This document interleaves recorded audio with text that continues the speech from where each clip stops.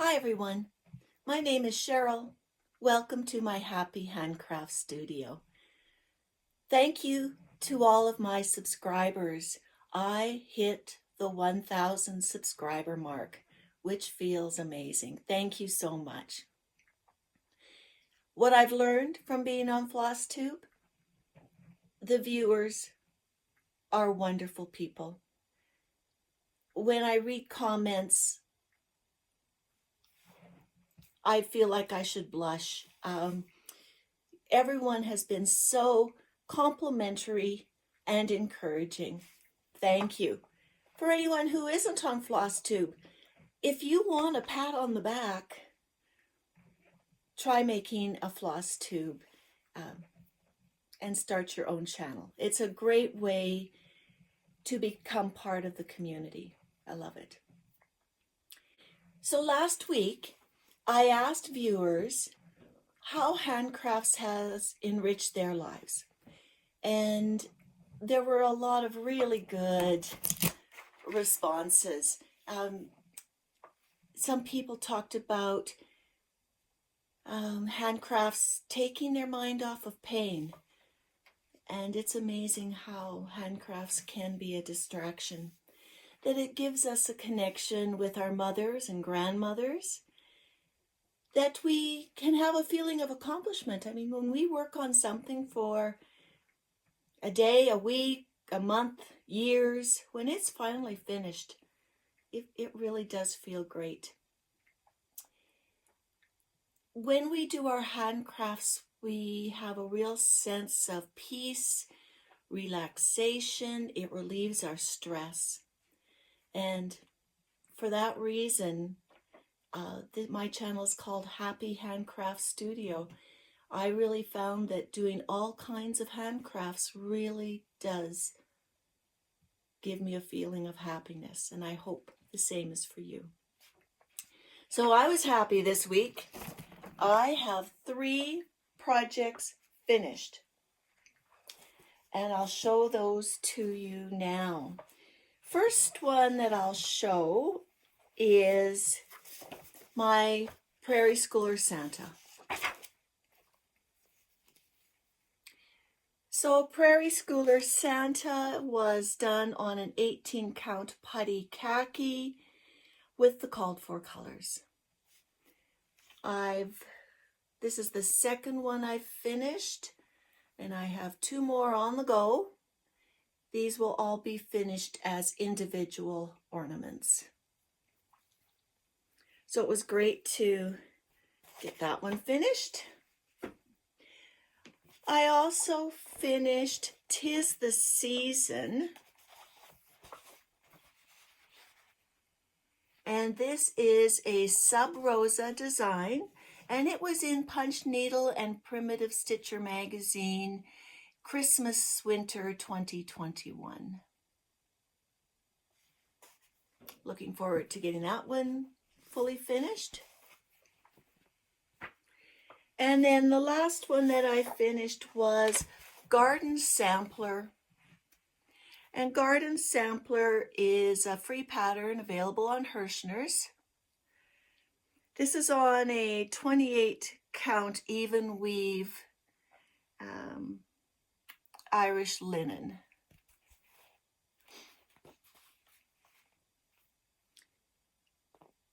So this one, I know it's kind of difficult to read. It says, April hath put a spirit of youth in everything.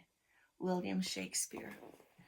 And just along the side here, I put my initials and the date. So I'll be happy to get that one framed and put up. So I'm really happy that I got those finished. But now I have a problem. These are all of my finished objects that I need to fully finish.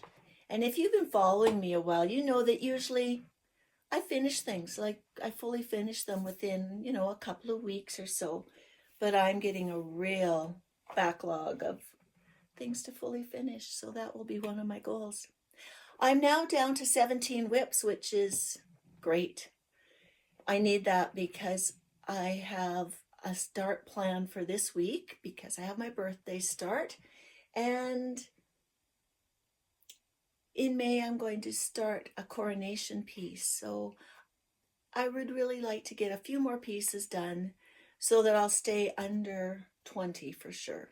And if you've been with me a long time, you know that 10 is my sweet spot. So we'll see how that goes. All right, so what else have I been working on? Well, I'm part of the Semi-Sane Facebook group. And Semi-Sane is a group of stitchers, and we have administrators of the group that have challenges monthly. And this month, I'm involved in 2 challenges. One is Wordle, and Wordle is a word game that I play daily on my computer. You try to guess the word within 5 guesses. Well, for Wordle on Semi-Sane, you need to stitch 500 stitches to get a guess. So I've really been stitching because I want to guess. So the first thing that I've been, and the second challenge is choose my whip.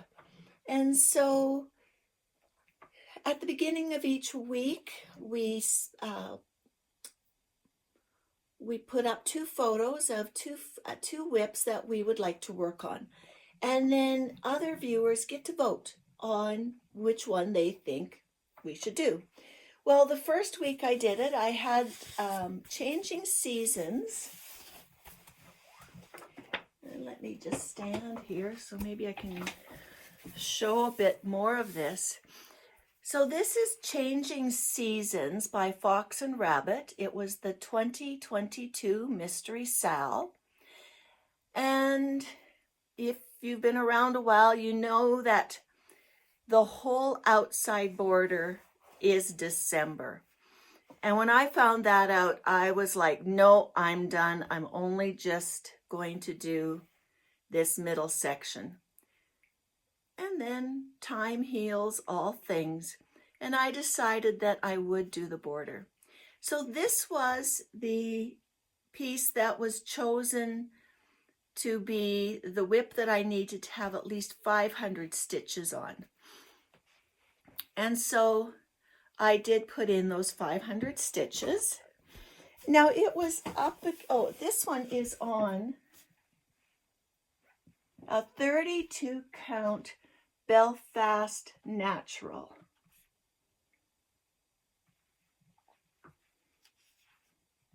And it was up against Hoity Toity. So when I got my 500 stitches into Changing Seasons, I put another 500 stitches into Hoity Toity, which is a long dog sampler. This is on a 32 count antique white Lugana, and I'm using the called for DMC. So I've just put up 2 pieces again for week 3 of Choose My Whip, and I put these 2 up again, and Hoity Toity did not win. But that's okay because I do need to work on Changing Seasons, and Changing Seasons is fun to work on. It's, one color and you just put a lot of stitches in. It's great.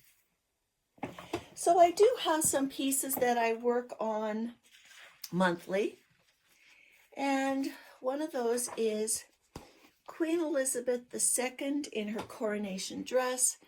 This is on a 28 count Vintage Blue Cashel, and I'm using the called for DMC. So I work on this on the 6th and the 21st of each month, so that will be coming up at the end of this week again. I like stitching this, but it's fussy stitching. It's lots of quarter stitches, confetti stitches, but it's coming. It's just not great to get a lot of stitches for my Wordle, but it's coming up. And then another monthly piece is my Remember November. This is a MarNic design, and this is on 28 count white Monaco. And I'm using most of the called for threads. I wasn't able to get the Karen water lilies at the time I was starting this, so I used a DMC variegated floss instead. And this is what it'll look like when it's completed. So I'm really hoping to have this one done this year. And then just two more pieces that I put some stitches in. This is Oology by Satsuma Street. And this is the third one that I've been working on. I have two fully finished. And now I have this one. And again, it's on the light blue Cashel linen. For Easter, Easter Sunday, I wanted something that looked Easterish. And so I put some stitches into Chocolate Bunny by Teresa Gil. This is in Punch Needle and Primitive Stitcher Magazine 2020 Spring. And it's on a 32 count chocolate raspberry linen using the called for colors. And this is one that I need to thank Judy for now, because yesterday we on Saturday we met at the library for stitching at the library, and it was a really good turnout.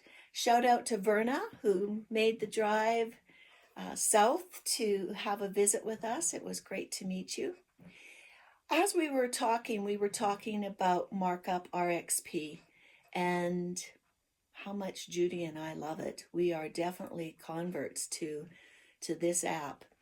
And I was showing Verna, and I had mentioned that this one I couldn't get it to work right on MarkupRXP. If I pressed on one block, the entire chart was highlighted. And Judy showed me how to adjust the grid, and now it works perfectly. So now I'll be happy when this one comes up again, because I'll be able to use MarkupRXP with it. When I was doing the rabbit, I wasn't really concerned because that was easy to count. It's just long lines. So a friend asked about counting, and you know, I talk about how many stitches I get into each project, and she was like, do you spend time counting each block? And no, that is one of the real benefits of MarkupRXP. Now, the first thing that I love about MarkupRXP is that on my iPad, I can just enlarge it so that I can really see the area that I'm stitching. And I can touch my screen and mark off what I've completed. And then it also has an information part where I can go and I can see how many stitches I've put into the piece that day, that week, that month, probably that year if I had bothered to go back that far. So the pictures I've shown you here are from Changing Seasons. Now I chose to do this one because it is a free pattern, and so I'm not infringing on the designer's property rights. So you can see how I've used it. Now I'm only just going to talk that much about it. MarkupRXP has great YouTube videos. You can watch them and learn whatever it is you need to learn. It also has a great Facebook group. Anyone who has a problem, they just put it into the Facebook group, and there's lots of members who can help solve those problems. So it is really user-friendly. I have hardly used any of those things. Just by using it every day, you find out different things about the program. And for sure, I would, if I didn't already have full access to it, I would be buying it. It's really, really a wonderful resource for a serious stitcher, someone who stitches every day and wants to know how much they're stitching, or for anyone who has difficulty seeing charts and needs that enlarge feature. All right, so that is my stitching. I just want to mention a couple of things. First of all of my stitching projects are listed in the description box below. I list the designer, what fabric I'm using, the threads I'm using. So if you ever have any questions, just go to the description box. I want to right now just give a really quick book review.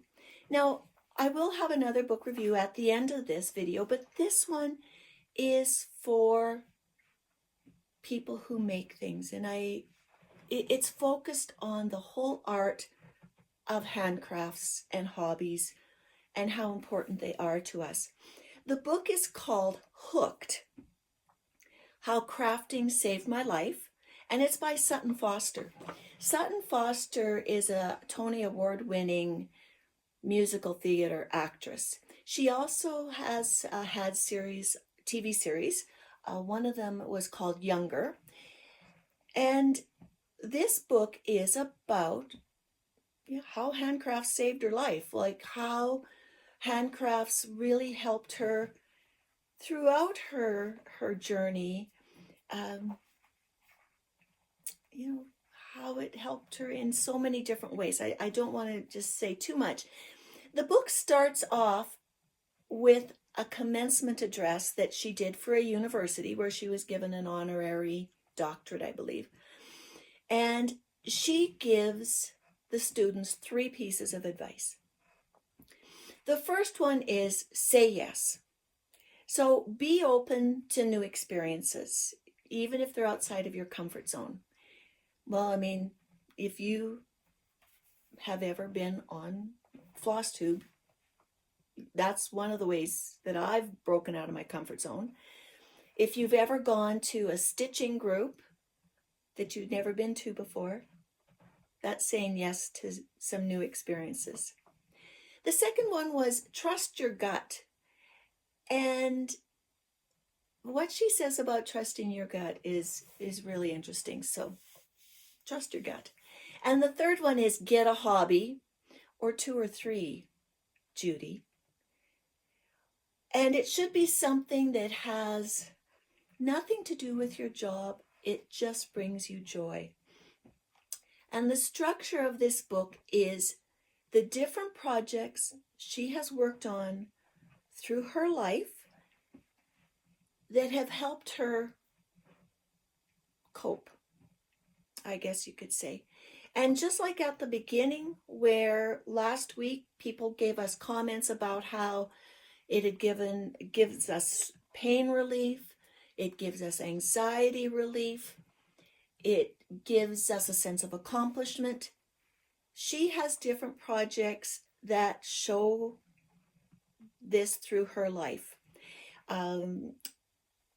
It has helped her work through anxiety, illness, uncertainty, infertility, and also that joy of giving handcrafts to others and receiving handcrafts from other people. It's really good. So that's why I put that in here now, and I'll link the information for that below as well. Hooked: How Crafting Saved My Life. And how it's great to have more than one kind of handcraft, Judy, because you just never know when you might want to try something new. All right, so my plans for this upcoming few weeks for stitching, I'll be working on changing seasons because that was the choose my whip. I do want to put a lot more stitches into Hoity Toity. I want to also finish some smaller projects so that I feel happy about adding a couple more projects. And this week I'll be adding my Simplicity Vintage piece that is to celebrate my birthday. So that'll be great. I'm vintage, so that's the perfect pattern for me. All right, so the next thing I'm going to talk about is my temperature blanket. This is my crochet project. And, you know, it's getting wider all the time. We're now into some warmer colors.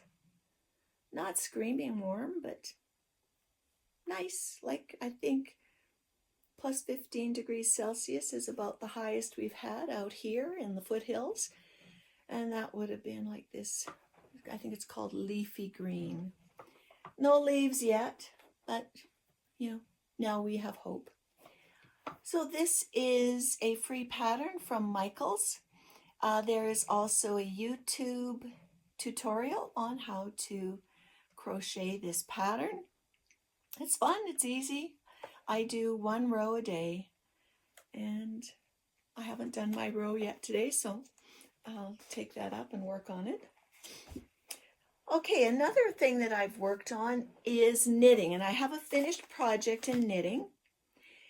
This is the, let me just see, it's the Pebble Stitch Prairie Shawl pattern from Louis Chiquette.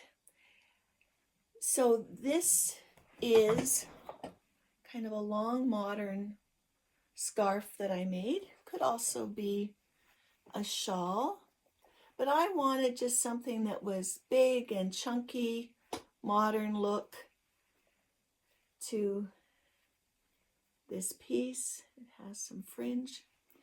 So this was made from this Banff Canadian wool, 100% merino wool, machine washable.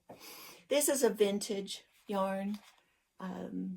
Friends donated this to the Ujama Grandma's Fabric and Yarn sale. And what some of us makers do, if we think we can get more value out of actually making it into something, we do use the raw product and make things. So this scarf will go into our Bags, Babies, and Beyond sale. That will be in October 2023. So this will be there. Feels nice, even though it's 100% merino, it's wool, but I don't have an itch factor to it. Everybody's different, but this one is great. Could also use it just as a shawl, just around your shoulders as well. That would work.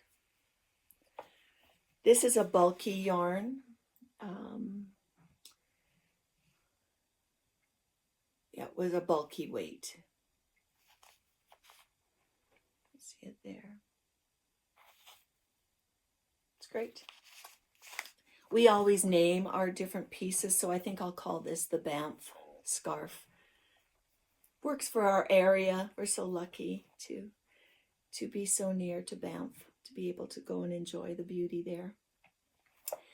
This is nice. I might just keep it on. All right, and then something else I finished, quilting.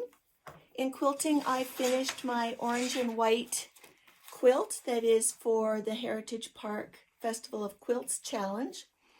And it has Dresden plates on it. And I'll show you the book that I use. This is Dresden Quilt Blocks Reimagined. This technique is by Candace Grisham. And I was lucky to have 2 Zoom workshops from Candace. She is a Missouri-based quilter, and now thanks to Zoom, you know, we can have quilt workshops from people all around the world. I had done another piece, a wall hanging earlier, and it's fun. Like when you start making these Dresden plates, it's addictive. You just want to make more and more and more. And so when this orange and white challenge came up, I thought, okay, I'm going to make this my orange and white. Now, I did not have a lot of orange in my quilting stash at all. And so friends were so generous. They gave me all kinds of orange. There's going to be a lot of orange quilts in the future. I have very good, generous friends. And so it's all good. And I'll just reach this one other piece that I have. All right, so another quilt guild that I belong to had a challenge this year on making a quilted piece that was 3D. And it had certain size requirements as well. So I made a bag. This is the Lilliput. It's one of the bags that the Ujamaa baguettes have a pattern for at Emmeline Bags. You can see it there. All of the proceeds from our bag patterns goes to our charity. So I made this one as a yarn bag. So I'm going to be one of those people now that takes my projects with me when I go places. And this one is great because this bag has an internal frame. So there's a metal frame at the top. And so it sits open really nicely. I have some yarn for a new project, and there's some pockets where I can put my knitting needles. It also has a side pocket. Goes in there that I could put my keys or wallet, something like that. So on the pattern, this is actually a little backpack. Now I didn't need a backpack, so I've just put these other handles on. Now the technique I used is called boro. Boro is a Japanese mending technique where they would, with their robes, they would continue to patch them over time. And as they patched, they would also use different stitches. So that's how I decided to do this one. And the base is jeans. It's upcycling some jeans that were worn. I have a little bit of sort of a suede tabs there. So I love it. It's going to be a great project bag for when I'm out and about with my different yarn or crochet projects, knit or crochet. So happy with that. And then finally, a final book review. And I really like this book. If you like books where people can go back and forth in time, this was good. This was a good one. It's called This Time Tomorrow by Emma Straub. And I'll just read you a little blurb about it. Alice Stern is about to turn 40 years old. Reflecting on her life, she finds some satisfaction, but also some longing. She has a stable job in the admissions office of her former private school. She has a boyfriend and an apartment, and she remains close with her high school best friend, Sam. But Alice struggles with her father's long-term illness. Though undiagnosed, Leonard Stern has been in the hospital for months with no hope of recovery. Leonard is the author of the best-selling time travel novel, Time Brothers. So, yeah, it's about Alice goes back in time on her birthday. And I think one of the interesting things is, she sees her father as a young man, 40-ish, like kind of her age now.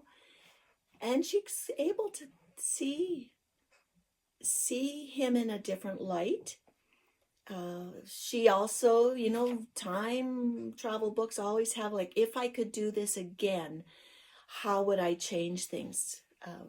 Would I do things differently? How would things end up? And so that's what this book is about. Alice's